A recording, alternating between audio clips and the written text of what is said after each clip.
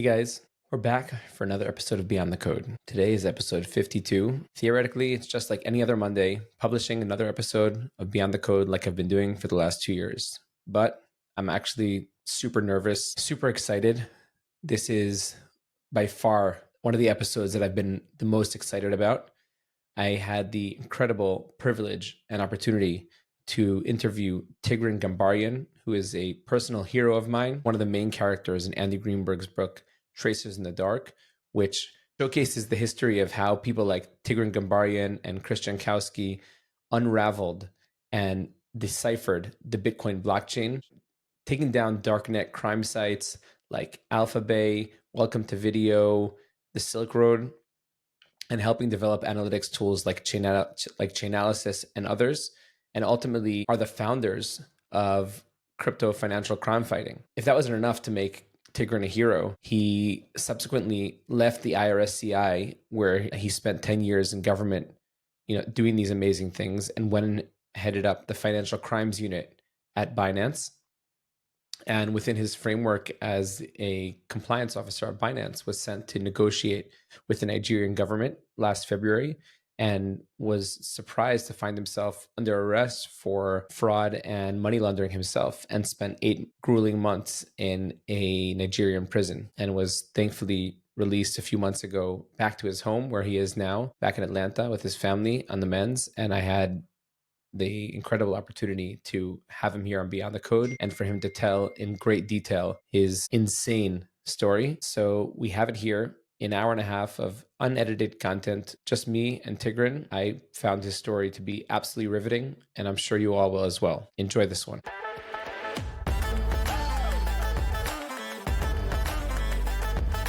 Welcome to Beyond the Code, the podcast where industry experts and brilliant legal minds discuss the impact of new emerging technologies. I'm your host, Yitzi Hammer, a lawyer and tech enthusiast. Join us as we explore the legal, regulatory, and ethical issues surrounding AI, blockchain, and more. Get ready to go beyond the code and stay ahead of the game.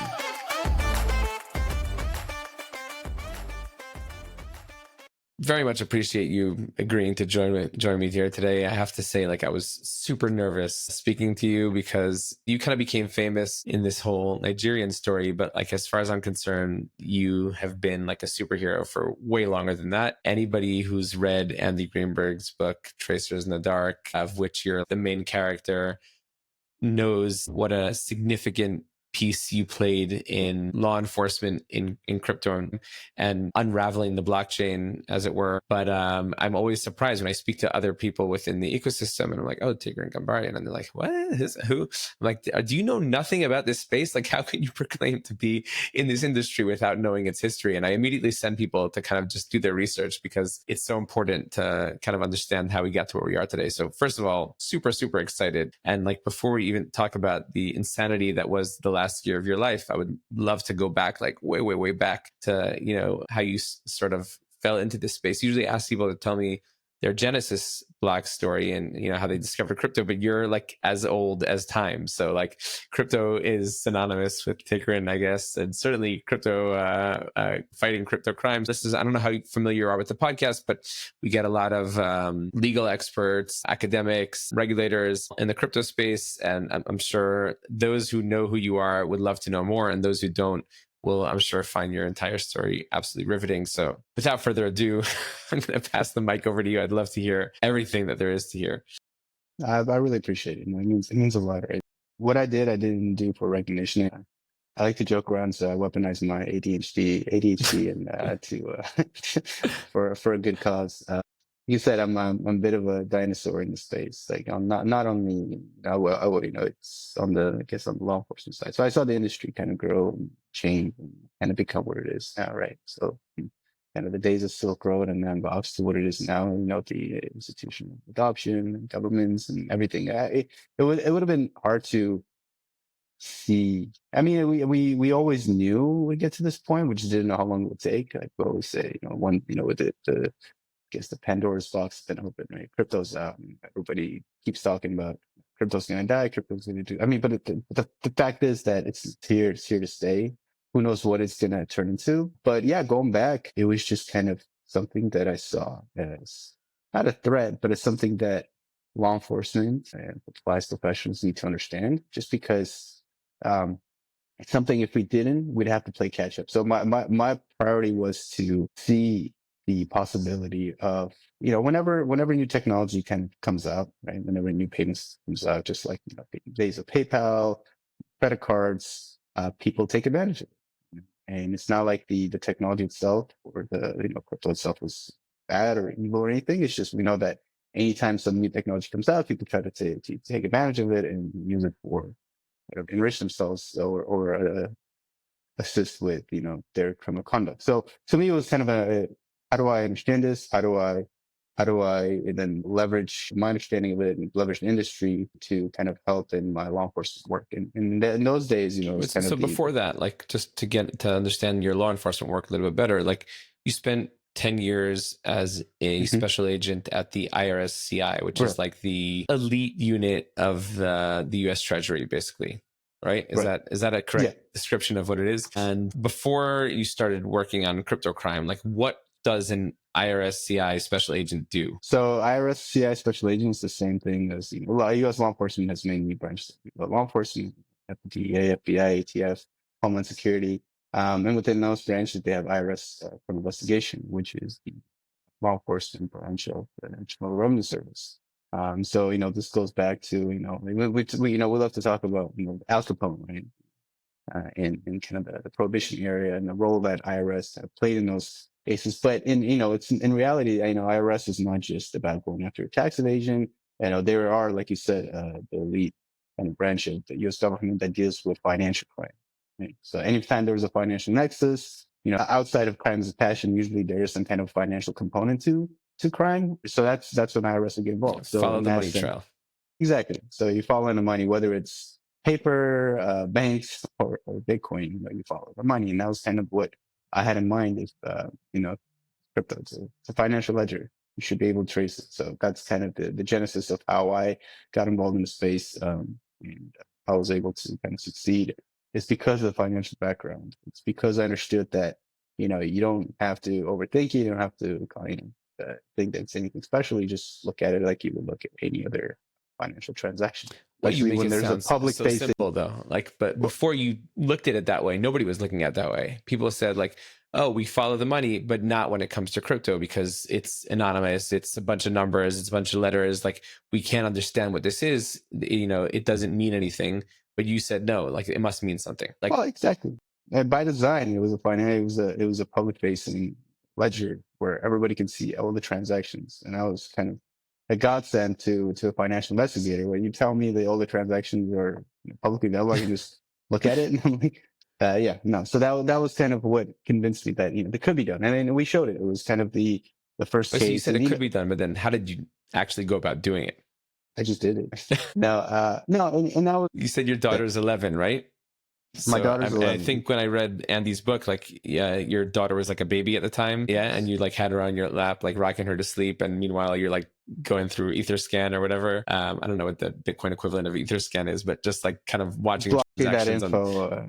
That was kind of the blockchain that info back then. And then Wallet Explorer eventually that was the first time where there's a free tool available for and just like putting the pieces together and you're like, this one belongs to here, this one belongs to that, and kind of like right. So in that example, engineering the blockchain.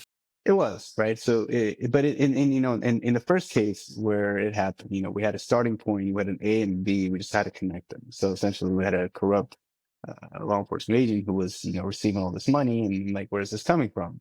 We had his accounts. Carl Mark Force, right? And Sean Bridges, right? So Carl Mark Force was a DEA agent at the time, and Sean Bridges, who were both involved in the Baltimore task force, but investigating Silk Road, Russell Brick, and we had all the transactions, like I said, we had we had a point where there was cryptocurrency going into his account, and we had the Silk Road database, so we just had to connect the two. Again, like it does sound like super basic, super easy at this point, considering how complex these investigations are these days. But now we have so many tools that are available to us. Back then it was yeah.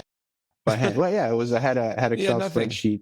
had Excel spreadsheet, and that was it. And so I tried to make the best of it, but it worked, and it was kind of the proof of concept that this can be done. And after that, it kind of just exploded. Not only kind of on the law enforcement side of things, uh, where we realized this, and we had a couple of years where nobody else was still kind of doing it, where we saw a lot of success because both bad guys and kind of law enforcement didn't really get the concept yet. So it was a short window for us. Reading the book, you think, oh, these guys were working nonstop. It's because we were, and it was first time where all of these cases were available where bad guys didn't even understand that law enforcement is able to do this and where. So it was kind of like strike while the iron's hot, figure all this stuff out, try to do as much damage as we can. And that's what we did. So it was the right place, the right time. We had with the right team. The Washington D.C. side of crime unit really did a ton of work in the space and I think I'm not sure if the industry really understands, but I think it was to the benefit of the industry just because we cleaned house, and also I think the industry is healthier because of it. It's better because of it. So I know I, it was I agree. I yeah. mean, and you have some like serious wins under your belt. You have Silk Road, Alpha Bay, Welcome to Video, and I'm missing another one. But I mean, those are Yeah. the biggies. And I mean, and it's pretty insane. You had some crazy war stories. What are the like when you think back on those years? Like, what were they? Were they like insane or were they thrilling? Like, how do you look back at that time? It was incredible to me. It was, but at the time, you don't even think about it. Now I can kind of sit back, reminisce and think about all the fun we had and the team. But it was just, us really being in like not thinking about it in the moment, but just trying to do the work. It was kind of one thing to another. It's just, working with amazing, team of prosecutors, in Northern District of California, Will Friends and Katie Hahn, the guys who were really the reason why I can't just, take full credit for it just because it's only one sided. We had to get prosecutors in, I know, on board, and these guys were really, ahead of their time too, when, people didn't really understand, this crazy IRS agent who was saying like, he can trace all this stuff, but they were fully behind it. And you know, uh, they're a big reason why we're able to do what we did is because, yeah, they had our back. They understood what we're doing. They trusted us, and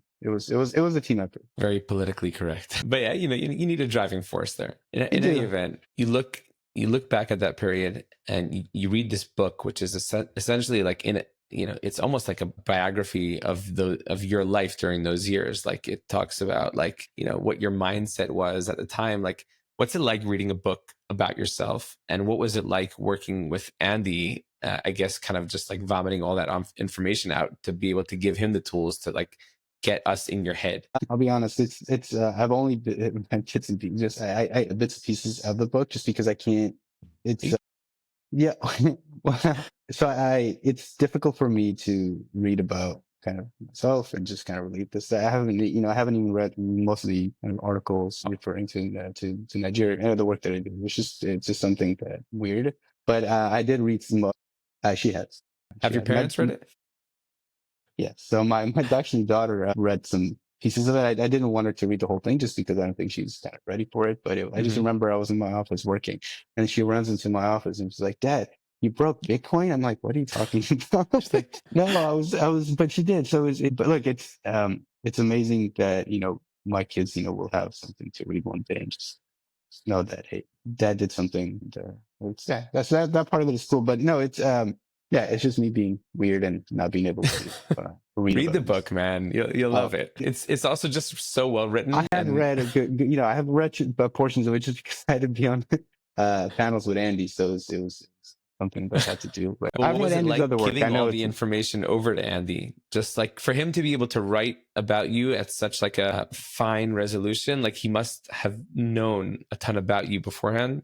yeah. I mean, Andy covered many of the stories himself, Slayer to the Wire, so he was familiar with the stories. At the time. Was still an agent, so it was difficult because you have to obviously get approvals to talk about it, talk about the things that we spoke about. Because many of these things are still, I mean, many of the cases that are still ongoing. BTC, Alexander Binnick just pleaded guilty. Well, and he was actually exchanged for one of the hostages that was held in I saw. Russia. Yeah. Right. Which is funny. When I was at the State of Union, he was sitting right, like, a couple of seats down from me, and I was like, I wonder if he knows. So, many of these cases, were active, so it's difficult to, to give them the full story. Many cases, I couldn't even talk about. They're still ongoing. So, but it was a good opportunity to talk about the kind of the amazing work that we did as agents. It's rare to be able to get this information out there and have the public have access to kind of the inner workings of law enforcement. So it's good for people to to understand that, hey, your tax dollars are well spent. Sometimes. A key word there, sometimes. So before we move on to, you leaving the government, what's your like favorite story from that time? Like your craziest story you Oh think man. back on it? And you really, let me think about it. I'll have to think about it. Okay. There are a I'll lot come of back crazy to you. stories, but yeah, let me think about it while we're talking. Okay. So you spent 10 years at the IRSCI as a special agent, as your daughter said, broke Bitcoin. And then you decide to go and work for the dark side. I mean, the dark side as far as the government sees it. And you go to be the head of financial crime compliance at Binance, the largest crypto exchange, the biggest stick in the industry. What's that like? And I know it sounds super cheesy, and I know that people won't believe it, but people who know me will understand kind of what I did with it. It really was an opportunity for me to make an impact, being on the private sector. I worked with Binance in my investigations, in the prior to me joining, so I understood kind of the impact that they could make. I remember during the Twitter VIP hack, I don't know if you recall, where Twitter was compromised through social engineering. These kids were able to take over all these accounts and reset the passwords, and for Joe Biden, for Elon Musk. So it was during that 2 weeks. We worked heavily with Binance on trying to get Was assistance. that 2 years ago? It was in 2020, I think. I think it was in 2020? 2020. I think it was in 2020. It was in the news. It was like we ended up arresting a 17-year-old kid, Wow. Florida. It Okay. was yeah. It's from the start to finish. It was 2 weeks. I was working with the FBI with my good buddy of mine now, Donovan McKendrick, who was the special agent on the FBI side, and Wolf Renzen was the prosecutor on it, along with Andrew, the U.S. Attorney's Office. So it was an amazing kind of fast-paced case, and it was just that was my I dealt with Binance when I was at Europol. Their chief compliance officer was guest at Europol. I dealt with them. I built a kind of a relationship with them, which is all what I always try to do. Right, I try to always build a relationship with the industry, which I attribute to most of my success to. But when that kind of case took on kind of my life for 2 weeks, I had an opportunity to work very closely with Binance and saw the opportunity there and realized that, people were coming to me and be like, could you have a contact Binance? Like, how can I get help with them? There's a void there. Like you said, it's the biggest player, out there. And it's an issue when, law enforcement doesn't really know how to work with them. They're coming to me. It's like, well, why don't you know how to contact them? How are you not able to get assistance with them? So to me, it was, the impact that it could make if I had gone to Binance, impact on law enforcement and just having a partner in Binance, and the impact that I foresaw that it could make and, ended up being true, is a kind of a force multiplier, right?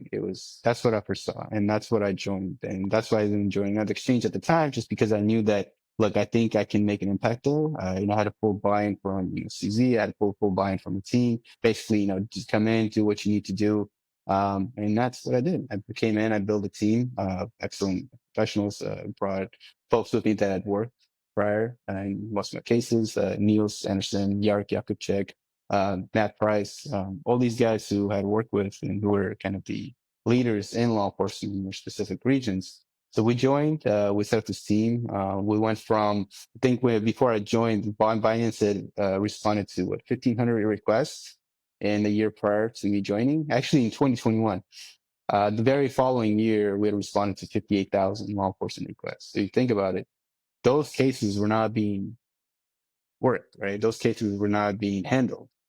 So that's what I saw. That was the reason why I joined, when I saw that, look, there's an opportunity there to have a partner in space, and a large partner, and a partner that has a huge impact globally. So that was kind of my driving, the force behind me joining Binance at the time. Sure.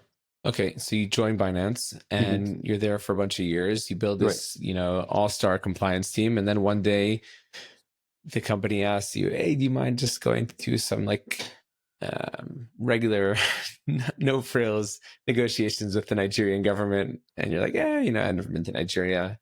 Might as well hop in a plane together with Nadeem." What's Nadeem's function? Is he a compliance guy? So, he wasn't a compliance guy. He was a regional kind of a GR regional manager for Okay. Binance in Africa. So to kind of just give a background, my initial trip to Nigeria was at the invitation of the Nigerian government. The Nigerian FIU invited me, right? There was a large kind of group going there already for the meeting with the House of Representatives. For me, it was an invitation that came in to meet with the Nigerian FIU. We trained just a month before that. Yeah, we had a team. Yarrick had gone out there and trained the FCC, trained the Nigerian FIU, to kind of build that relationship, which is what we did. Part of the team that part of my team was training. So it wasn't just law enforcement liaison. It wasn't just kind of investigators who also trained law enforcement around the world. We had 120 training sessions in 2023 where we traveled the world, kind of giving back to the law enforcement community at no cost to them. And that was exactly what we did. We went to Nigeria in December of 2023. And through there, we had made contact with the Nigerian FIU. They invited me over for a meeting to expand our working relationship. And I took them up on their invitation. So we went out there and we had a meeting with them. And then also participated in a meeting with the Nigerian House of Representatives where of course, there's a solicitation for a bribe. So, and after that, Wait. So that part I wasn't aware of. Oh yeah, no. So there was. I thought that they just kept you waiting for a really long time, and then they're like, "Dude, you're arrested." So this is the first trip. Okay, so there was a solicitation for the bribe. You turned down the bribe. Well, obviously. I'm just walking through this. Was it like a subtle solicitation? I've never been offered to bribe somebody. So is it subtle, or is it just like, this is what you got to do? No, subtle solicitation in Nigeria was when I was going through the immigrations, and I was the guys go looking through my passport and asked me if I have a present for him. I'm like, what do you mean? I was like, no, that wasn't one of those subtle solicitation. It was more of a, hey, we want $150 million in cryptocurrency, or you don't leave the country. Usually, in my experience, that's not how negotiations or settlements happen. Right? If somebody's asking for, especially for me, who's kind of seeing corruption firsthand through cryptocurrency. You saw it firsthand. This was corruption. Firsthand, meaning that I saw the Silk Road corruption, right? Yeah, So, sure. But this was ordinarily legal settlements with the government don't happen where you get a call from somebody representing the House of Representatives and they're saying like, hey, you can't leave the country unless you $1 million. Yeah, until you pay $150 million in cryptocurrency into your wallet. So that was that was your first trip. So how did you react to that bribe thing? Like, did you get on a plane and you're like, and call your boss and say like, you won't believe what just happened to me? Yeah, how do you like walk away from something like that? Well, you get on a plane and get the hell out of Dodge.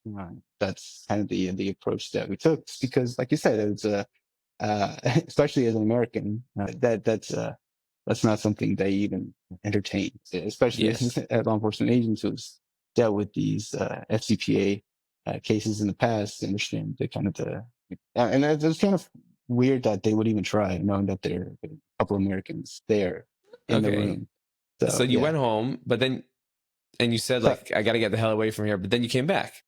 So I came back. So what happened was that the decision was made to reengage them, to reengage the National Security Advisor because of kind of his position in government and what he could do both to address the bribery. That look at the end of the day, what happens to them was more important for them to deal with, right? It wasn't just important for us to address it, which we did. We reported internally, reported to other governments in let's say like the United States and but it was important for them, for the Nigerian government, to know what's going on, right? And for us, we were told that this guy named Roboto was a national security advisor. He had the reputation of fighting corruption, but also to kind of Binance was there to resolve the regulatory issues like we do in many other countries. And that was kind of the approach that we clearly, if there was any issues, we want to be at the table. We want to talk about it. It's not, we're not hiding from anybody. We're not trying to, look, like people have said, the industry grew, Binance grew. And, if there's any issues, we're there at the table.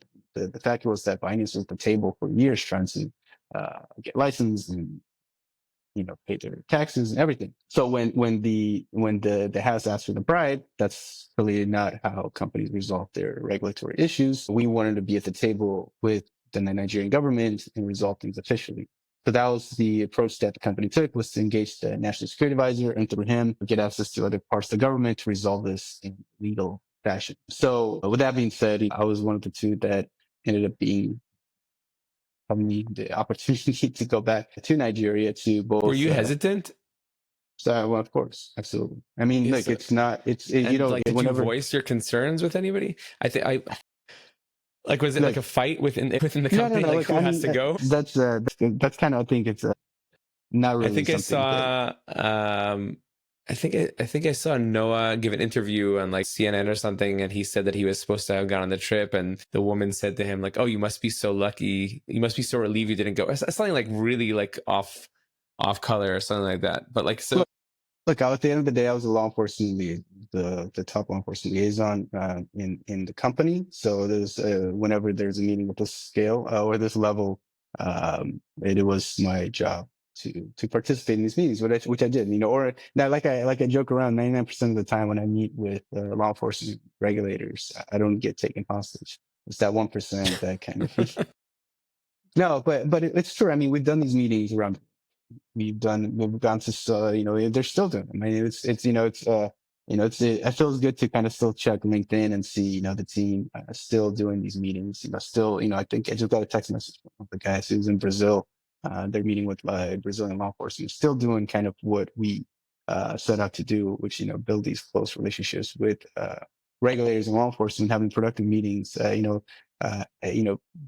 was one of the moments where I felt really proud is when Binance, I established this relationship with the Royal Thai Police through my friends at Homeland Security, which ended up turning into this whole human trafficking case where the Thai government was able to shut down this huge scam, seize I think $270 million, and was able to help 3,000 victims. But that just came from a meeting with Binance and the Royal Thai Police, and then ultimately led to a conference, which you don't see too many times with the public sector. But it was a press conference where they were announcing this. It was Royal Thai Police, it was Homeland Security, and it was one of our investigators who's involved in this from Binance. So the guys were in a Binance shirt, all this. So participating in a joint press conference announcing all these things that happened.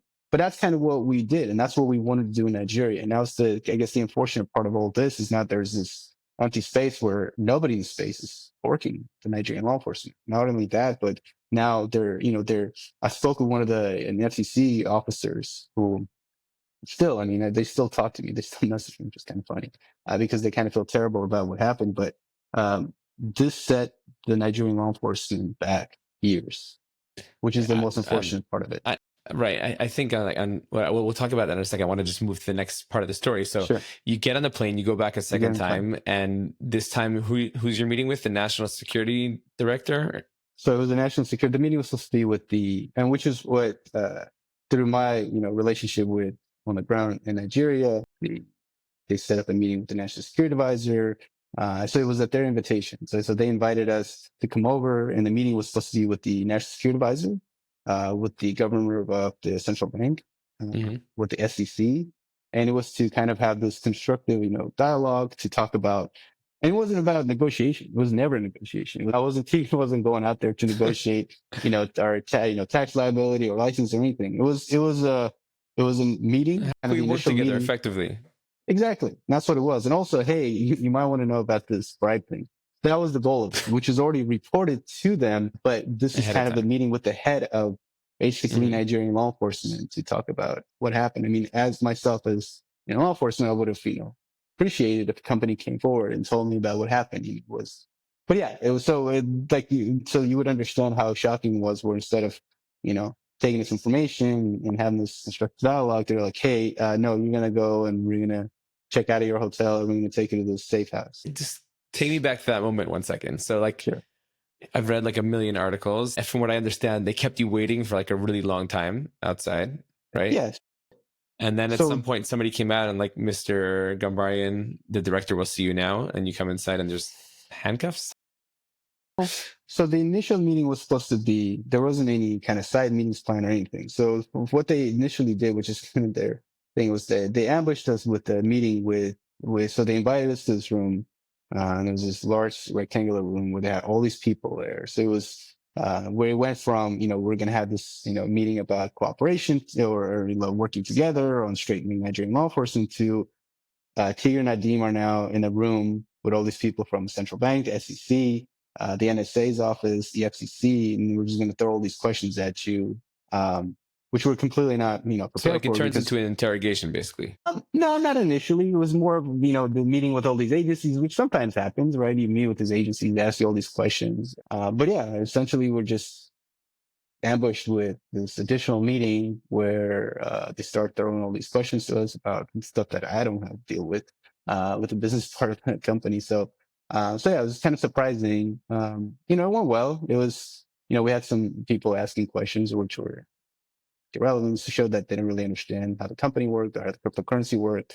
But it was great dialogue to understand like, hey, happy to address this, happy to set up meetings with, relevant stakeholders in finance, happy to work with you guys.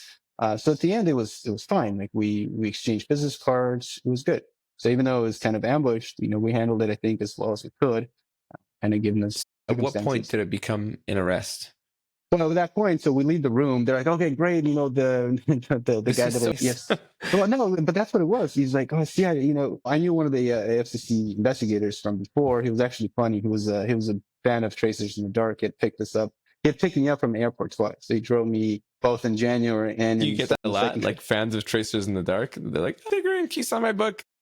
Well, he did. He asked me, which is the funny part. He asked me to sign his book, and it was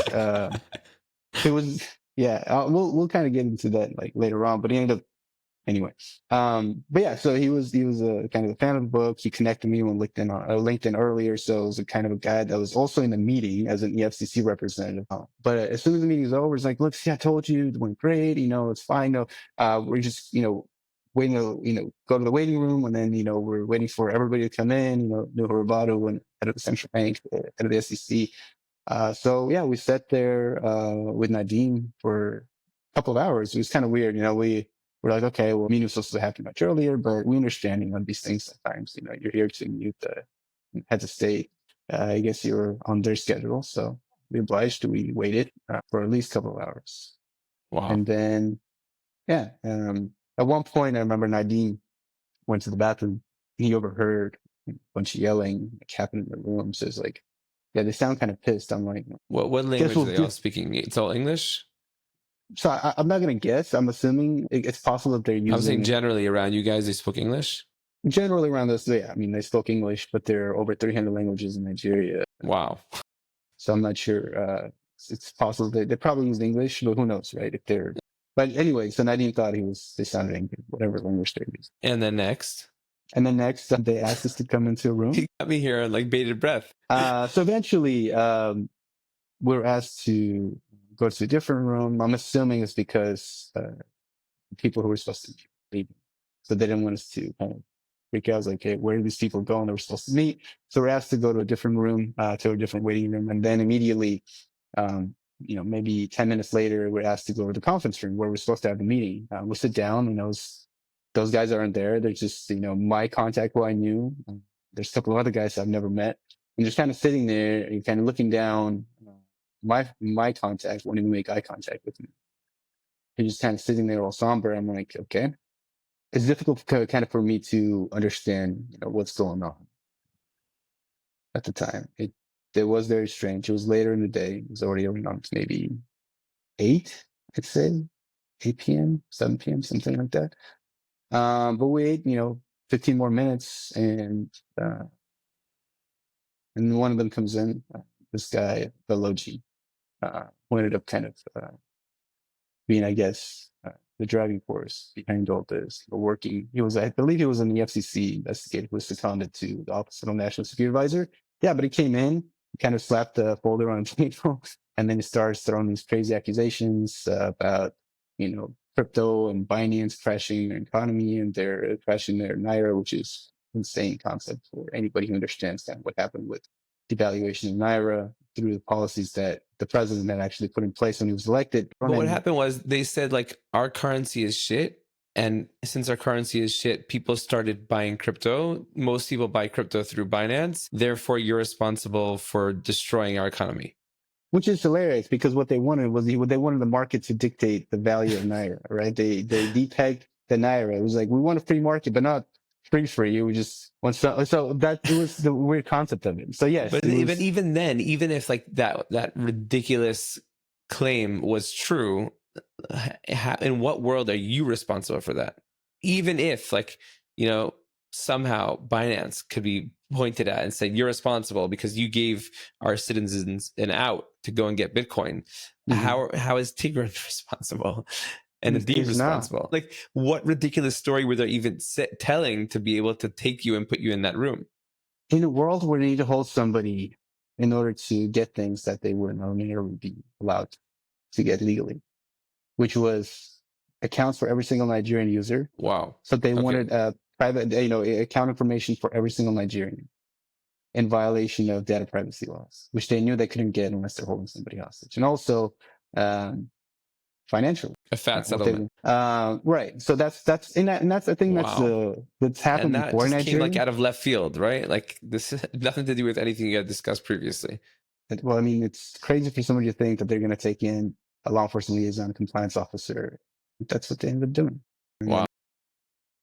You guys, and they ship you off to this compound, and then I mean, like, I can only imagine, like, after they leave you and Nadim in the room, you guys are probably just like, what the fuck? Like, what are we doing here? Like, how did this situation happen? It was very surreal. I think it didn't process for a long time. Nadim, we were in separate rooms at first. Nadim went to sleep, but we got there pretty late, and we got to the safe house pretty late. There was some staff there who kind of gave us some food. So I didn't really eat, but they put us. Were they nice to you guys? Yeah, I mean, the staff was very nice to us. They knew what was going on. They understood kind of. So I'm assuming this has happened before. I mean, yeah, they're very sympathetic. I mean, they try to help us as much as they can. The staff, not the FCC agents. The FCC, some of them did. Some of them were more kind of understanding than others.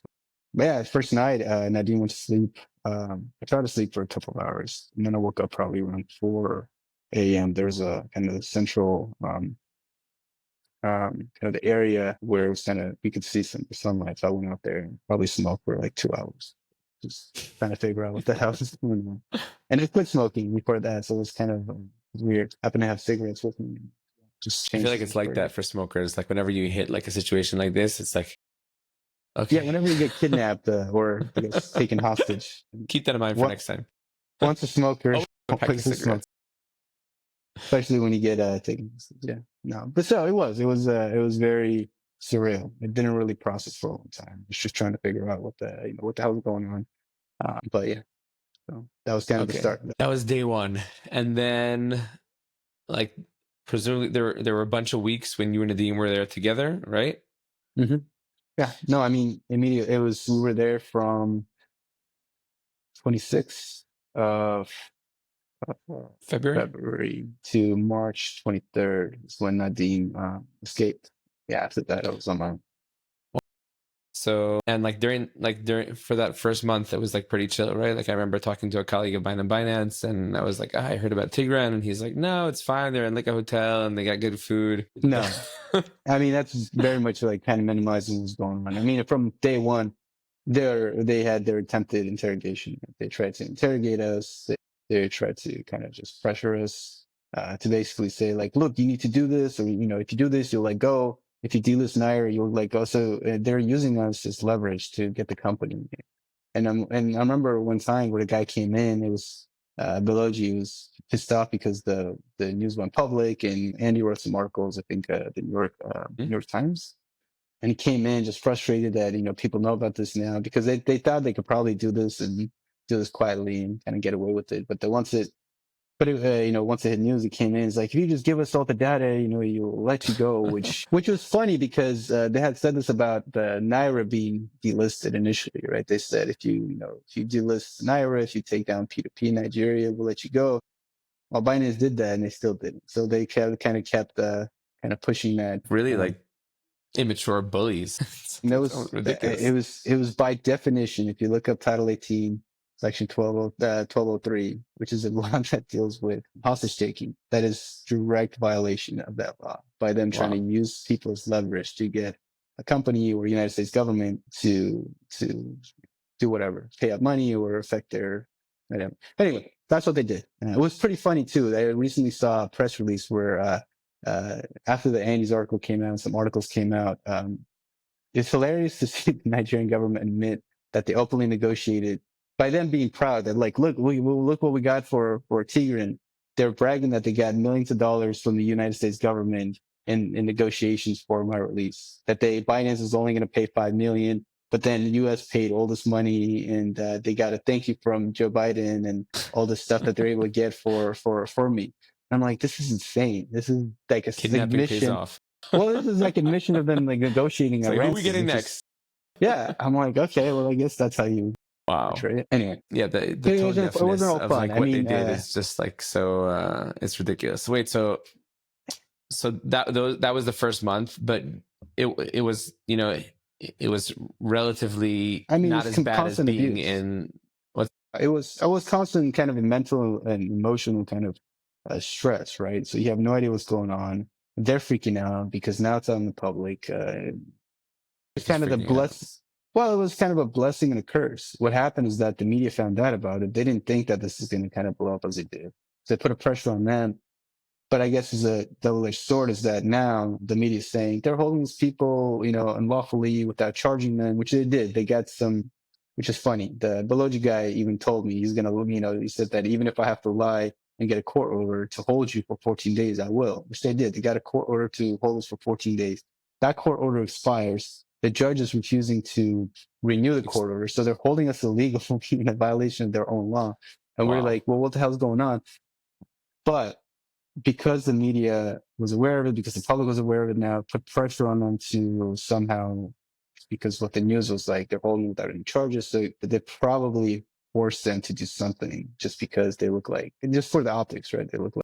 So they charge you with these like bogus money laundering charges, which like they have no proof whatsoever, but they don't need to have proof because like meanwhile they can keep holding you until they have a court date. Well, it doesn't make any difference. The problem with the Nigerian legal system is that because their trials take so long, if they charge you, essentially it doesn't matter. I mean, I met people who were on trial for 12 years, 4 years, for 5 years. So it doesn't matter. Who needs the guilty verdict when you just hold somebody on trial for 12 years? Wow. Yeah. Okay, so you're in this safe house and you're chilling with Nadim, and then one day you go into his room and you knock on the door and you're like, Nadim, where are you? And then like something out of a movie, you see like a leg hanging out at the bottom of the bed, and you see it's just his shoe attached to a pillow, and the guy's made a run for it. Just like that, except it wasn't a shoe, it was a sock. So he stuffed the bottle in the sock. You must have felt like a truck hit you, like on so many levels. You're on your own, he ditched you. What's going to be next? What are they going to think? And I mean, maybe we get a little bit of insight into your mind, because I remember that video that you put out that, you just say like, hey, Nadim just escaped and, I had nothing to do with it, but I think that things are going to get worse now. Like pretty crazy foresight that you recognize that you had like these few minutes to make this post. I need some help. It's like, call for help. It's very raw. Like you could see in your facial emotions and everything how you're feeling at that time. But it must have been crazy. Hello, my name is Tigran Gambaryan. I'm the head of financial crime compliance for Binance. I've been detained by the Nigerian government for a month. I don't know what's going to happen to me after today. Today I discovered that Nadim escaped. I have nothing to do with it. I was not involved in any of it. But they will take my phone away. Only thing I ask is, guys, I've done nothing wrong. I've been a cop my whole life. I just asked the Nigerian government to let me go, and I asked the United States government to assist me. I need your help, guys. I don't know if I'll be able to get out of this without your help. Please help. Today is March 23rd. Thank you. It was. Because I realized what was about to happen. That was the unfortunate part of it, is that I don't blame Nadim kind of for what he did. He was, at the end of the day, he didn't escape. Just kind of the story is that Nadim escaped, Nadim escaped. I mean, he did, but he escaped illegal detention. He left. There's nothing holding him. Essentially, he just walked out because there's nothing holding us. He had the ability to do what he did because, he had his passport with him, so he was able to leave. I would have appreciated just a kind of a heads up. A heads up, like, dude, I'm not going to be here tomorrow. Well, yeah, exactly. So that was kind of the only thing of it, is that, what he did, I understand, screwed me Sealed over. your fate. It did seal my fate, because there's only one way they're going to react to this, because he embarrassed them. So they were embarrassed that they had to. They needed somebody to take it out on, and I was the only person that was left. Essentially, whatever they wanted to do against Binance and against Nadim, they're doing against me. I was their only kind of punching bag. So I had the entire force of the Nigerian government weaponized against me for whatever issue that they had with Nadim or Mansour. That was the part of situations that I'm alone in this. And yeah, I know. What were the few moments like after that selfie video? Like the guards came, pounding into the compound, and they realized that he's gone. And like, what happened next? Like, how did you go from there to Kuje? Well, I think it was them freaking out and trying to figure out, what happened, and trying to shift blame. The military's trying to blame the FCC. The FCC's trying to blame them. It was a bit of a, for the lack of a better word, shit show. They had all these generals coming in. They had all these people saying, like, you helped them. I'm like, what are you talking about? Why the hell would I help them? I'm like, look what's happening to me now. I helped myself, man. It was weird though. Nobody took a stand for me. Nobody said anything. They arrested the guards that were there, and they even arrested the guards that weren't there. I remember one of the guys came like brand new to the ship, shooting in all directions. It was because what happened is that I found out. I went downstairs. I was on the balcony there, and one of the guards, he's a good kid. He was previously an attorney. He went to the FCC because he thought it could make a difference. Quickly, I think after this, just realized that things are not as they seem sometimes. Because when he kind of came on a shift is when I just found out Nadim had escaped. Like, he wasn't even around. So I told him, like, hey, I can't find Nadim. I just remember him just freaking out, trying to kind of all over the place, because he knew that he was about to, I guess, that shit was about to hit the exactly, okay. Not just for me, but for them too. And that's exactly what happened. They ended up detaining the guards. They ended up interrogating them for 2 days at least, because they had separated us. I was in one wing of the safe house, and there were another wing. They kept them upstairs, like in a locked room and in severe abujah heat without any air conditioning. So I feel bad for those guys. But anyway, so that goes on for a couple of days. They replace the guards. They bring on a couple of new guards, new military folks to watch me. I'm all by myself. And then eventually the guards disappear. I don't know what happens to them. I'm assuming, they're either released, they're currently investigated, or they're in jail or whatever. So I don't know what's going on with them. I'm on my own. The only people I have was kind of the staff at the house, who clearly feels bad and horrible for kind of what's going on with me. And then the new guards. I don't have any contact with my family. Nobody knows what's going on. And then a couple of days later, I remember one of the military guys comes in and says, "Oh, guess what? You're going home. We figured out, and none of this is your fault. Just go pack your bags, and you're going to go back and be with the embassy." And this is kind of the first time they've lied to me, which is just kind of go back. The genesis of this even kind of started as a lie.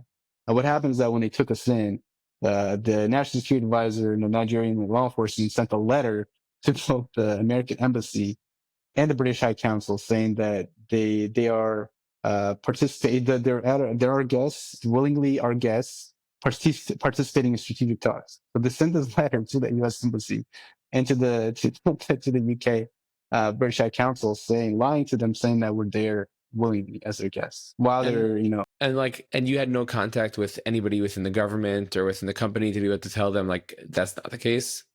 No, we found out about this later. We didn't have access to this until much later. We didn't know that they had sent this letter to the embassy. The embassy was in contact with us. They're doing weekly visits while we were there in the safe house with British High Council and U.S. Embassy. Everybody thought this was going to get resolved. Everybody knew what it was. I remember even the And it did initial meeting where we met with the U.S. Embassy after I went on hunger strike with the EFCC and the NSA and with some of the employees of the consulate. We sat down and they're trying to explain why they're doing this, because, we want to get this information from the employer. And the embassy staff, well, what does he have anything to do with this? He's just an employee. Why are you guys holding him? And they didn't have an answer for them. So once the meeting was over, I remember the employee staff was like, this sounds like bullshit. Like, what the hell's going on? But yeah, anyway, so Nadim escapes. Sorry, I kind of have to go back to kind of give you how just an idea how crazy this thing was from the start. But yeah, the guard comes in, tells me that, hey, look, you're going home. The embassy's gonna meet you. They're gonna come pick you up. Your lawyers are around. You're probably so relieved. Part of me wants to believe this. Part of me is under just so much pressure and just so much stress and kind of anxiety at the time that, your brain is not functioning perfectly. Part of me wanted to believe it, but I also knew like, this is a lie. Like, I don't know what's about to happen to me. I want to believe that I'm going, but I know it's, but anyway, a couple of minutes later, the guy who was a fan of the Tracers in the Dark, who got my autograph, comes in, who's actually part of the team that was interrogating me, but for the record, I think it's in the article, but the same guy was, participating in this whole thing, was trying to interrogate us. But anyway, he comes in, they give him my phone, they give him my everything. I had my dog with me. We step outside. There's a van, the FCC van with guys that, are armed guards or armed FCC officials. So we get into the van. And they take me to the FCC offices. We drive towards the FCC as we usually did when we went for meetings with them. But instead of making kind of a right and to go to the parking lot, we make a left. So we make a left and then they take me down this road. And then I look on the left, I look on the right. They have the female facility and they have the male facility for EFCs. That's kind of how it all started. And you knew where you were going, like at that point? Like, had you heard of Kuje in the past? Kuje just from the media, because I knew kind of what happened with Boko Haram. Boko Haram, yeah. So I was aware of it. But this wasn't Kuje yet. This was the FCC facility. This is actually worse in a sense. It was worse. Well, I mean, I googled images of Kuje just to kind of trying to like envision what conditions you were subject to, and it looked pretty shitty. And that's an understatement. So I can't imagine what this was like. Well, it was different, right? I mean, they're both horrible. Like, imagine the worst place and then make it worse. That's what it was. But for the FCC, I mean, it was my kind of first kind of shock, right? You're an innocent person. You came in here to help them, and they, instead of working with you, instead of collaborating like many other governments, they're treating you like that.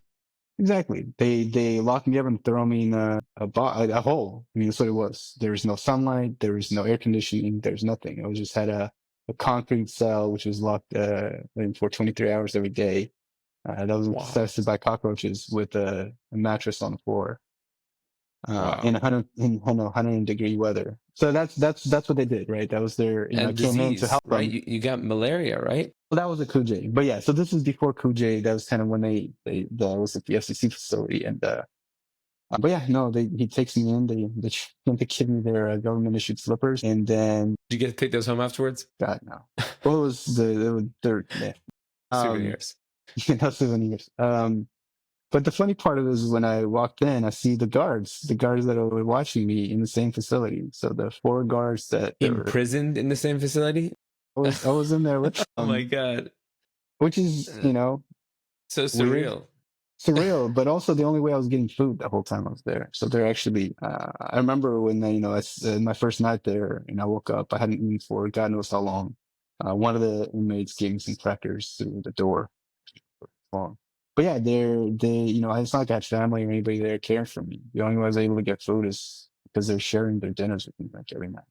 So I taught one of the guards or the FCC guys to play chess and ended up, making the best of it, I guess. But yeah, that was my 3 weeks, I guess, at the FCC holding facility until I was made my initial appearance. Went through that whole circus media. In Abuja, I guess, courthouse. They kind of had cameras like a foot away from your face. very dehumanizing. It's just kind of, you think about you mentioned, your career, everything that, I've done, I've tried to do, the way I've lived my whole life. And somehow I'm being charged with money laundering. I mean, like that's the least of it because like it doesn't actually hurt, right? And because like that it's bullshit, but like it's like the icing on top of the cake. Like you're treating me like a piece of shit, you're taking away my freedom, and you're charging me with something that's so ridiculous to the point that like I've spent my entire life fighting people to perpetrate it. A bunch of people that I had trained how to invest. Like, so we just trained the same people like a couple of months ago. Train the people that are trying you now. Yeah, so which is crazy. So the guy that we trained, the guy who was supposed to, who had me sign whatever, trace in the dark, was somehow then turned into a witness against me in the trial. He allegedly said he was going to refuse to testify against me, but he was on the charging documents as one of the witnesses against me for money laundering charges. Like, what is going on? Like, this is beyond insane. You're just, well, yeah, I mean, nah, wow, it's insane. It's just absolute insanity. And then from there, how'd you get to Kuje? So I was remanded to Kuje. So we met the initial appearance. They took the charges, and then the judge remanded me to Kuje. And then like getting there must have been like a whole different experience, like the prison culture and the conditions. Did you have a phone at all during any of this time? Like how would you? Yeah. So when I said that Kuje was in some ways better, I didn't mean like any of the kind of the conditions I was kept in or anything. The only positives were I could see the sun. Okay. And have some access to fresh air, which is amazing. And after having been in the hole for weeks, and I was able to eventually get access to a phone so I can talk to my family, which is very normal. Everybody in Kuje has a phone. I guess that's the one thing is that when you have such an environment, everybody in the jokingly called the Nigerian Correctional Services, Nigerian Corruption Services. But that was kind of what the inmates were calling. But the positive of that is that you are able to get a phone. Well, like what is like there's like a black market for phones. Like how do you get your hand on a phone? Yeah, I mean, you just you have people inside there selling phones. Yeah. Okay. Yeah, but everybody had a phone. What's like the prison price for a phone? Right, so it varied. So you can get a phone with the micro USB, I think like $50, but like the nicer one with like a USB. What I mean nice is like 10-year-old phone for $150. So that was which is all right. That's a lot. I mean the monthly salary in Nigeria was $50. Wow. You can see why there's so much growth. Okay, so at least you had some contact with the outside world. Like, what was that first call like with your wife after all that time that you hadn't been in touch with her? Honestly, it was the only thing that kind of kept me sane, just because I had outside of that, it was a very traumatizing and difficult experience for I joke about, I try to make light of the situation, but it was incredibly difficult for her and for the kids, and for myself, even sitting there not knowing what's going to happen. That uncertainty of I'm charged with things that I have nothing to do with, but at the same time, I know that trials in Nigeria can take years. I know that there is zero judicial independence. I know that the judge is going to do what the NSA wants him to do. The prosecutor is going to do what the FCA, and it was kind of confirmed because everything that my legal team, would put forward is just rejected. They straight up made, Right, but like you have a company behind you with like such deep pockets, and you're a U.S. citizen. Like surely that gave you some comfort. No. I mean, it was just so much uncertainty. You're dealing with the situation where somebody was embarrassed because they acted incompetently, right? Through this whole thing, there was a lot of, corruption was a lot of incompetence, right? Something that, so that it was out in the open now. So they're almost like taking it personal, but also they realized, hey, now we can use this guy, stuff we can get to get a ton of money out of his employer. Like you said, it's a company with deep pockets that just paid a $4.3 billion fine, so there you see dollar signs light up, and that's what happened. So essentially, the American government is to blame. Like they did what in a sense they did to CZ what the Nigerian government was doing to you. So to me, what it was is that it didn't help that there wasn't support behind crypto initially, right? It wasn't kind of it's not what it is now, right? The administration did not look at crypto the way that the current administration is looking at it. And I think that didn't help, right? I think, but it also didn't help where the geopolitics at the time, What does it in matter that Africa. you're associated with crypto? You're ex U.S. government, law enforcement, U.S. citizen, working in a compliance department for a firm. Who cares that it's crypto? Like, it shouldn't really matter as far as the government is concerned. I remember a conversation we had. It was the first day, and it was the SEC who was to. By the way, they're horrible. Whatever, whoever taught them how to interrogate people. Anyway, the Whoever first what? thing, Who's horrible? so, their interrogation practices, they're just terrible.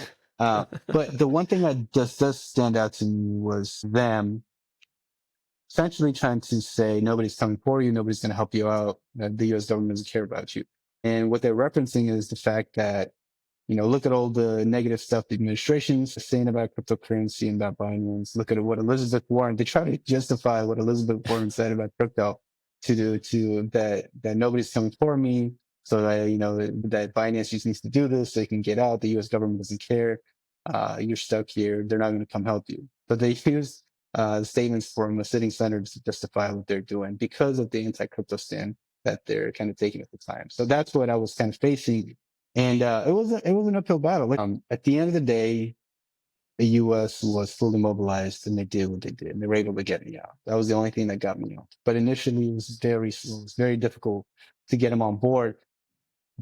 What actually got him to be involved more was the fact that the Nigerian shopping stalls, the way that they behaved and the way that they treated, the way that they treated the U.S. officials was actually what I think mobilized them more than my prior career is especially. I mean, obviously, I was very fortunate because of my prior career, because of all the friends that I had, was reason why I was able to stay kind of in the news and why I had so much support.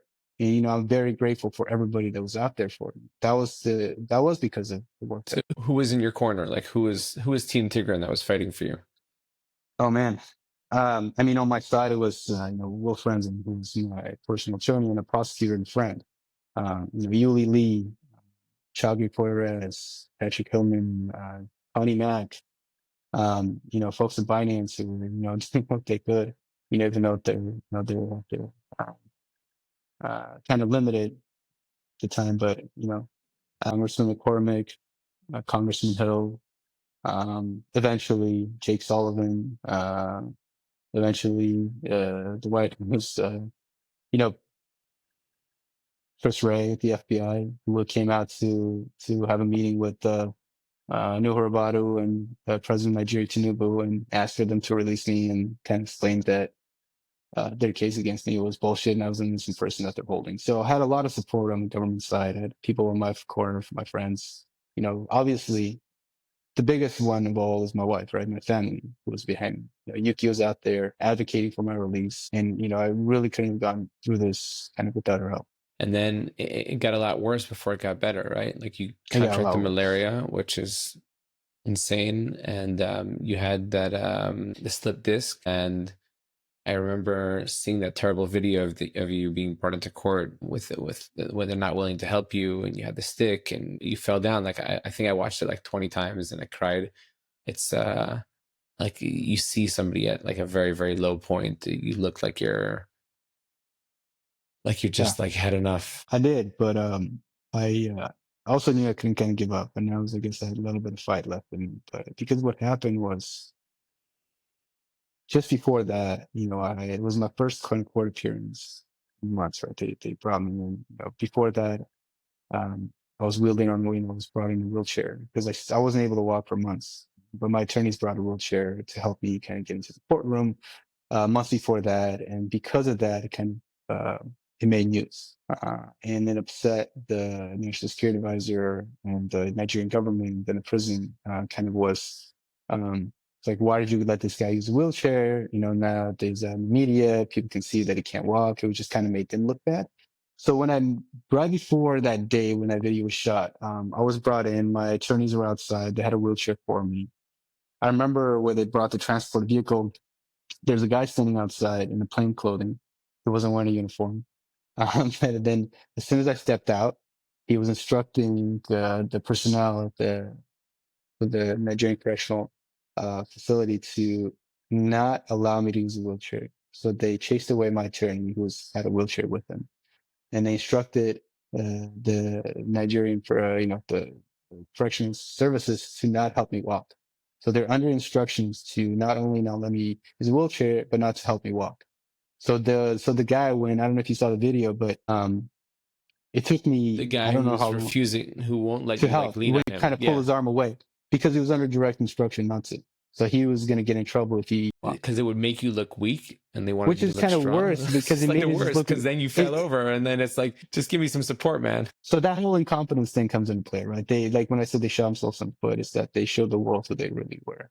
So that was kind of what eventually mobilized the U.S. government more. But yeah, no, I feel bad for the guy, right? He was very friendly before that, but he was operating under restriction.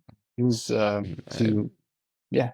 I mean, yeah. Again, who that person was, is anybody's guess. But I was told that he was operating. Eventually, I was told, and again, this is just allegedly, that he was operating under instruction from the Office of National Security Advisor.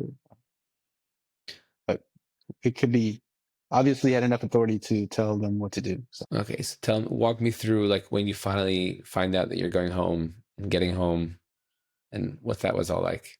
Again, this whole thing, I was able to communicate with my family, with my attorney friends. But funny enough, that's the only way I was able to communicate with my attorney because it never allowed me ability to communicate with Will or with my attorneys while I was there. They actually blocked access to my Nigerian attorneys for 2 months in complete violation of their constitution. But as I was talking to kind of Will, I was talking to Yuki. I saw things change, and I saw things change right around the time of kind of the UN General Assembly. Right before that is when things kind of heated up on the U.S. side of things. Is when my understanding was Jake Sullivan had placed a call to Nuhu Ribadu. It was where Jake Sullivan requested for them to release me, and my understanding is that Nuhu Ribadu didn't act in a very nice way, where that he had angered the White House because of the way that he acted. And because of that, the U.S. took, I guess, kind of ramped up the pressure on the Nigerian government because they understood kind of what was happening to me. This is when President of Nigeria had requested a meeting with Joe Biden at the UN General Assembly. And this is when Biden had refused the meeting on the grounds of what was happening to me. This is directly as a result of how the conversation went with Jake Sullivan. Which is why he did not attend the meeting in UN. It was only the vice president and I believe the foreign minister who was out there, who eventually went out. And I know that there was more people who were supposed to go out there, but it's my understanding that the State Department rejected their visas. So they actually had a smaller group heading to UN just because the State Department denied visas to go to the UN because of what was happening to me. So that things heated up there. I know that they had several meetings there where it was made clear that U.S. is not going to cooperate with these matters with you unless you release Tigran. So they know that they had met with the UN ambassador from U.S. And I know that there's several protests happening in New York at the time for my release. So things kind of got weird. And eventually, I think the Nigerian government realized that it's not worth it, right? And I think at the time also the House of Representatives having hearings that passed a resolution, a bipartisan resolution demanding for my designation, the State Department to designate me as unlawfully detained. Which took that long to do that? Well, things take time, right? I mean, I'm fortunate that they did what they did. I think a lot of that allowed the State Department to actually kind of do what they did was the fact that there was always some pressure coming from both the kind of the executive and legislative branch, right? The House was, passing these resolutions. What was going to happen, and I think that what the State Department knew was going to happen is that this is only going to escalate more. And I think that was the messaging that they had given to Nigerians, like, look, we don't want to do this. And almost playing, good cop, bad cop is that if you don't do this, the next thing that's going to happen is that they're going to pass a bill, and there's going to be sanctions. Is it worth it for you to jeopardize your relationship with one of the strongest countries in the world to, an ego trip, essentially? Right. And this is kind of, and I love it. It was funny. I was watching these hearings at Kuje. I was watching it with some of the inmates that were following the story too. They're watching the House of Representatives hold a hearing It was Richard McCormick and French Hill. And that was exactly what Richard McCormick said, right? Is it worth it? And that was kind of what I remember the Nigerian. I sure hope not. Well, it was funny because it was actually one of the inmates who's most close to the administration. He had mentioned, he's like, man, I wish one of the our inmates who's close to the administration. What did he do to piss them off? But I remember what stood out to me was the fact that he said, like, man, I wish our representatives fought for us like this. They're like, but it was kind of a good moment. It was, look, it was somebody I'd never met before, one of his constituents, and it was knowing that you're alone, having not seen anybody, haven't seen my wife and the kids. It was heartwarming to see somebody, right, like fight for you. So yeah, it was a touching moment. So it was very good to see that, there are people out there that some politicians still actually care and they're trying to do the right thing. But anyway, it was, I think they finally realized it wasn't worth it. Eventually you get out. Eventually I get out after there's like a deal made between the U.S. government. After they stop negotiating with Binance and they start negotiating with the U.S. government. Okay. Which is hilarious. Just go back. I please. I go back and read both the statement that was released by the Nigerian government, which is hilarious. They, because of the article that came out on the wire, they issued a press statement. That's actually one of the proud moments in my life, is that I got a government of Nigeria. I got a sovereign to issue a press statement because of what came out, instructing their citizens to ignore what Tigran is saying, that he's spreading misinformation. But in the same press release, they admitted two illegal acts, that they both lured me to Nigeria under false pretenses, saying that his second meeting in February. I'm reading from the Nigerian government's Information and National Orientation website. Disregard falsehoods being peddled by Tigran Gambaryan against Nigerian government officials. You can't make this stuff up. So continue reading, because they both admit that they lured me in a press statement. I actually screenshot it just in case anybody in the U.S. government wants to take a look at it. The federal government of Nigeria is hesitant to engage Mr. Gambaryan given the high-level diplomatic intervention that resolved his case. We are obliged to set the record straight to stop his falsehoods from gaining grounds. I'm not going to read the whole thing because it goes into... but Mr. Gambaryan was released by the Nigerian government in October 2024 on humanitarian grounds, and following a high-level diplomatic intervention that ended with tangible benefits for Nigeria. Pays off to kidnap other people's citizens. The government rejected Binance's offer of a $5 million down payment in favor of more beneficial settlement with the American government. And this is extortion at its best. But you can't make this up. But it was funny. I was guess it doesn't matter how deep your pockets are as a company. Governments have deeper pockets.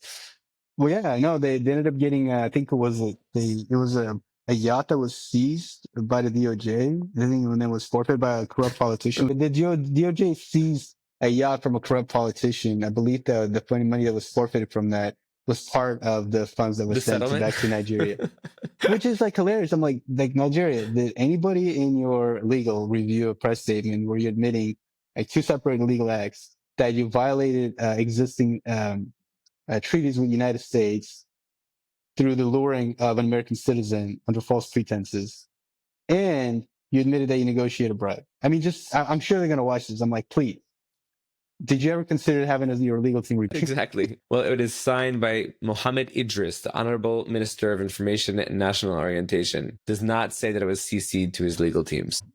I guess, yeah. I mean, it was very quickly. I mean, they put it out within like in 24 hours. So I'm sure it was just like them just typing this into ChatGPT and trying to get it corrected for grammar and just throwing it out there. A low point in Nigerian national government communication. So after that, you end up getting home. What was it like that moment? You get off the plane, your wife and kids are waiting for you. Like, you must have just felt like... I mean, before that, I was at a short stopover in Rome. So it wasn't a direct flight. So it was... For a romantic weekend with your wife?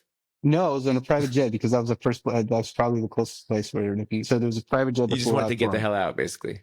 Well, that was part of the deal. The Nigerian government wanted to have a private jet for my transport because they knew the media that would be present at the airport. So the transport out of, so I had the State Department and U.S. military on a tarmac with me in Abuja. So they had the immigrations come over and give me my passport, which is then we still had to kind of clear a couple things. The State Department told me that they're trying to make me pay $2,000 for overstaying my visa. in Nigeria. Cover your hotel. You have to amend it to Just $5,200,000. just get it over with. Because then you like how I am. I'm just gonna be like, are you fucking kidding me? Like you're gonna make me pay $2,000 for? But anyway, so that actually the State Department ended up seeing that out, so I don't have to pay the $2,000 that they wanted me to pay. But the head of the Nigerian immigration came. It was like accompanied by a guy, came umbrella behind him, and he gave me my passport. Yeah, and then I was on a private jet. I just completely passed out on the way there. So, and then I woke up in Rome. So why not directly back to the States? I mean, I didn't handle my transportation. It was all kind of scheduled for me. I'm assuming it was just probably the closest place they could get to. Okay. Outside of Africa into kind of to Europe, which kind of makes sense. So you flew to Rome. What kind of like health situation? You still have the malaria at that point? Your back is probably killing you? So malaria, I mean, once you have malaria, you have malaria. But what my health situation, and which is why I almost died, was when I contracted malaria, I had zero immunity, right? So for an American to contract malaria is completely different. Even it's as deadly as it is for even Nigerians. I had zero immunity. For me, it's a kind of a miracle that even like that. But the other part of it was that it actually just completely damaged my immune system to the point where immediately after that, I contracted pneumonia. So that was actually what almost killed me. So I had double pneumonia, and it was when I was getting basically zero healthcare. I think I wasn't on a respirator or anything. It's a miracle I survived. I had a fever about 104 for 3-4 days. They refused to take me I kept asking for them to take me to emergency room, and they refused, even though they would take other inmates. They're in that condition. And I remember they took me to the Nizamiye, which is a Turkish hospital. And I remember later on finding out from my friend who ended up going to Turkey to speak with the Turkish Ministry of Health that they had actually threatened the hospital to not admit me, even though I was, suffering from pneumonia and malaria. They actually threatened the hospital not to admit me when I needed. It's insane. But anyway, in Rome, I had the pneumonia and malaria was, I guess, gone by that point. But I couldn't walk, so I was in a wheelchair. I had a driver pick me up, took me to an airport, to a hotel nearby. I was in a wheelchair, had to get assistance kind of getting in. And then I remember I called some of the FCC guys, since I had my personal phone back, just to, I don't know what it was. It was just kind of me just being pissed off. Fuck with them? Not to. I had things I want to say, and I said them. But like while this is happening, I'm getting a call from my buddy from Secret Service. I'm like nonstop, like one after another after another. Eventually I hang up on the FCC and and it was my friend Ronan, who I've known for years, is also in kind of the cryptocurrency. He's been in the space for a long time. He's like, "Where are you at?" I'm like, "Rome." I was like, "I know, we're here too. Like, where are you staying?" So it ended up being that they were at some conference, and they've been trying to get the tail number from my airplane, but nobody's been sharing. The State Department didn't share with them. Eventually they found out that I had landed. So it was Ronan McGee and Jared Koopman, who's the kind of head of cyber at RSCI, who was there on a conference, who ended up leaving and then coming to visit me for a couple of hours. And I ended up bringing pizza and beer. We just then hung out. That was probably so nice just to have like a little bit of normalcy after all that. It was good to see some familiar faces. And then your wife probably said, like, you're hanging out with your friends before you come home to see the kids. Well, it ended up working out because I needed help. That's my wife said. No, totally. It's like, God, you just, no. It's like, I did speak to my wife. She knew that she knew that I had some visitors. But next day, actually Jared came over and helped me with the transport because I was in a wheelchair. So he helped me get through the airport.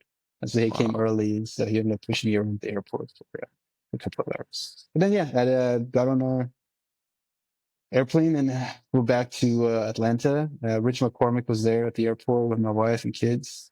Ended up getting the flag that was flown over the hill the day before that. So he had that, brought that to you. So the American flag.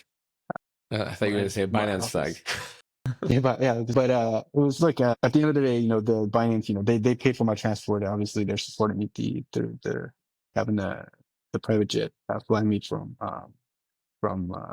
Abuja to Rome. So that was very cool. I don't think I could have afforded the transfer myself just since they required that. So it was cool. But yeah, I made it back. And now what are you doing? Now I'm just trying to recover and figure out kind of Like, what does that look like? Physio? Like Yeah, physical so recovery? yeah, physical, trying to get my mind straight for now, and then figure out what's going on later. But Okay. right now, my focus is just spending time with family. It was tough. It was tough. I am trying to make light Can't of the imagine. situation, but it was very tough. It's What a if miracle that I'm here today. it really is a miracle. It is very much a Yeah. miracle. Yeah, and you probably have like this new outlook on life, right? Like all these things that were given before are now, you don't take it for granted anymore. Right. But I also hate looking at my phone now. That's the only thing. That was my whole Really? life. Cell phone was like my whole life for 8 months. I don't even want to look at a cell phone. Wow. Okay. I Dude, wish I had did. that.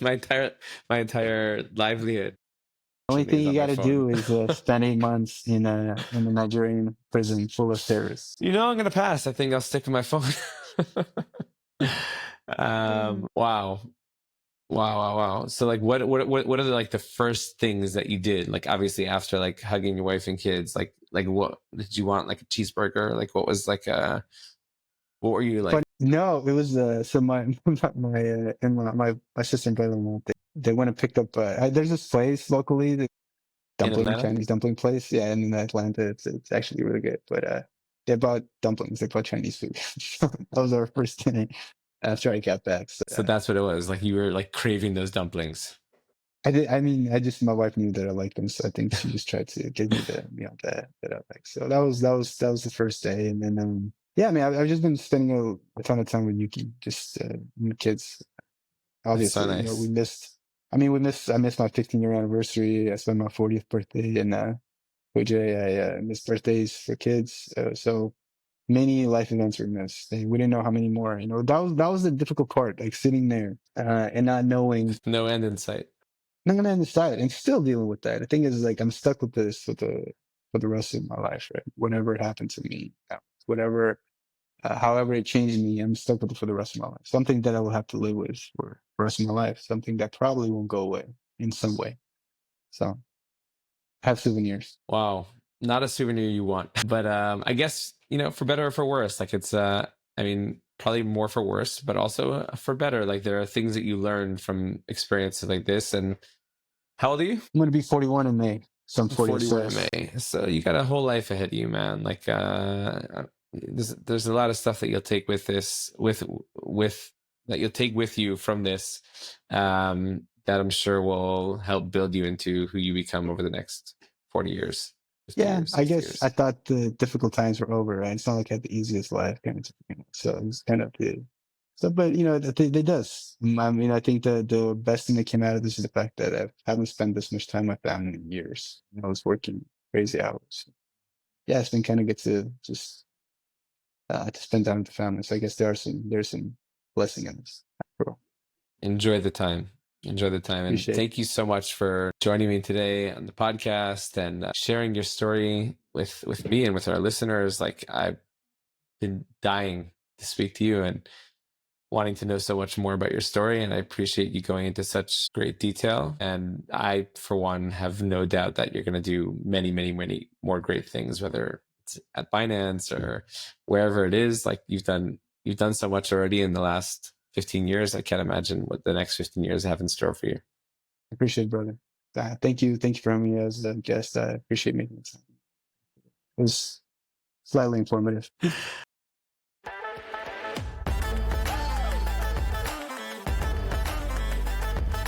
Welcome to Beyond the Code, the podcast where industry experts and brilliant legal minds discuss the impact of new emerging technologies.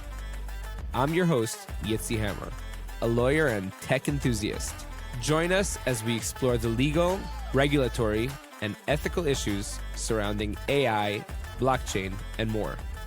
Get ready to go beyond the code and stay ahead of the game.